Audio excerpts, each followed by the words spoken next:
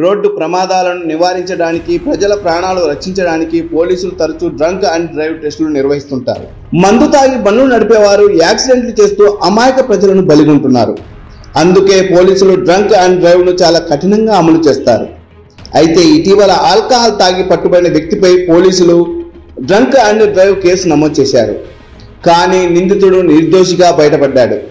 పోలీసులు టెస్ట్ చేసినప్పుడు అతని బాడీలో ఆల్కహాల్ కంటెంట్ ఖచ్చితంగా ఉంది. మరి నిర్దోషి ఎలా అయ్యాడు?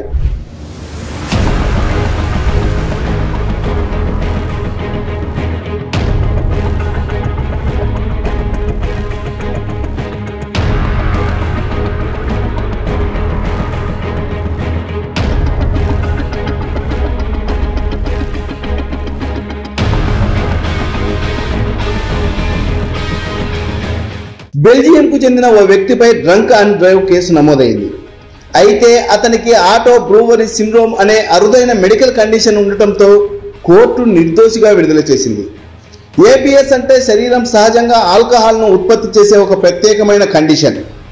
ఈ సమస్య ఉన్న వాళ్ళు మద్యం తాగకపోయినా డ్రంక్ అండ్ డ్రైవ్ టెస్టులో పాజిటివ్ వస్తుంది. ఈ వ్యక్తిని విచారణలో భాగంగా 3 ఇండిపెండెంట్ డాక్టర్లు పరీక్షించి ఏబిఎస్ ఉన్నట్టు నిర్ధారించారు. ఫలితంగా బ్రూగెస్ పోలీస్ కోర్టు అతన్ని నిర్దోషిగా విడుదల చేయాలని నిర్ణయించింది.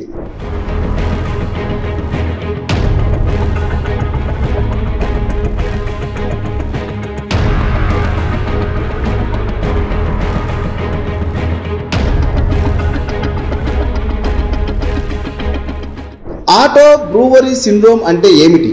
ఈ అరుదైన medical condition auto brewery syndrome గురించి క్లినికల్ బయాలజీ లిసా ఫ్లోరిన్ వివరించారు. ఈ సిండ్రోమ్ ఉన్న వ్యక్తుల శరీరం ఆల్కహాలిక్ డ్రింక్స్ లో కనిపించే విధంగానే ఆల్కహాల్ ను ఉత్పత్తి చేస్తుందని చెప్పారు. కొన్ని సందర్భాల్లో లైట్ గా మత్తు కూడా వస్తుందట. ఆటో బ్రూవరీ సిండ్రోమ్ అనేది వ్యక్తులు పుట్టుకతో వచ్చే ఆరోగ్య సమస్య కాదు. కొన్ని పేగు సంబంధిత సమస్యలు ఉన్న వ్యక్తుల్లో అభివృద్ధి చెందుతుంది. జీర్ణ వ్యవస్థల్లో కిణ్వ ప్రక్రియ జరిగినప్పుడు ఇది సంభవిస్తుంది. శరీరంలో ఇథనాల్ ఉత్పత్తికి కారణమవుతుంది.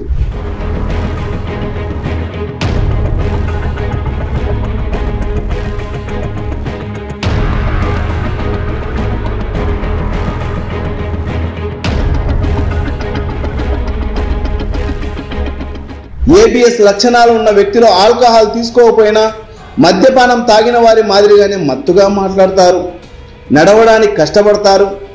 వీరు డ్రైవింగ్ చేయడం కూడా సురక్షితం కాదు. మైకం, తేన్పులు వంటి లక్షణాలు తరచూ కనిపిస్తాయి. ఏబిఎస్ చికిత్సలో భాగంగా శరీరంలో ఆల్కహాల్ ఉత్పత్తిని తగ్గించేందుకు ప్రధానంగా ఆహారపు అలవాట్లలో మార్పులు, మందుల వినియోగం, జీవనశైలి మార్పులు వంటి పద్ధతులు పాటించాలి. తక్కువ కార్బోహైడ్రేట్ ఆహారం తినాలి. ప్రోబయోటిక్స్, యాంటీఫంగల్ మెడికేషన్స్ తీసుకోవాలి. ముఖ్యంగా తీపి పదార్థాలకు దూరంగా ఉండాలి. లక్షణాలను మెయింటైన్ చేయడానికి సిఫార్సు చేసిన మందులను వినియోగించాలి.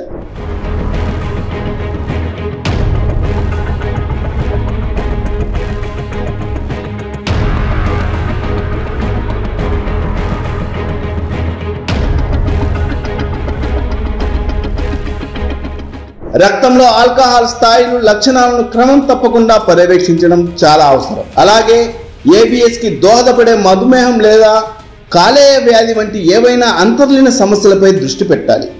ఏబిఎస్ ఉన్న వ్యక్తులు వారి అవసరాలకు అనుగుణంగా వారి లక్షణాలను సమర్థవంతంగా నిర్వహించడంలో సహాయపడే పర్సనలైజ్డ్ ట్రీట్మెంట్ ప్లాన్ కోసం డాక్టర్లతో కలిసి పనిచేయాలి. సరైన విధానంతో, జాగ్రత్తలతో ఏబిఎస్తో జీవిస్తున్న వ్యక్తుల జీవన నాణ్యతను మెరుగుపరచడం సాధ్యమవుతుంది.